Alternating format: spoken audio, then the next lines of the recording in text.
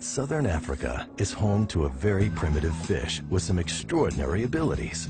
It's the lungfish, and while it has gills like any other fish, it can also breathe air directly using a modified swim bladder that acts as a lung. When water levels are high, this isn't so important, but the rains will eventually fail, and the constant burning sun will dry up all the water. Fish are left flapping at the surface as the waters disappear. Only the air-gulping lungfish is able to cope with these extreme conditions, but it's still exposed to the heat and is still at risk from predators, so it relies on another, even more extraordinary ability.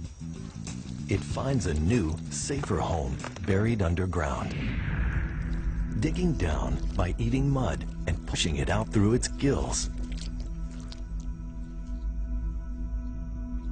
To stop it drying out, the lungfish exudes a special mucus from its skin, covering itself in a thick layer that hardens to form a waterproof cocoon.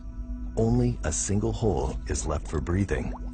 Baked into this mud sarcophagus, the lungfish slows its metabolism to 1/60th of its original rate, relying on its muscles and body fat as a source of food and water. It becomes just another piece of hardened mud. And lungfish have even been known to end up as an accidental brick in a mud hut wall.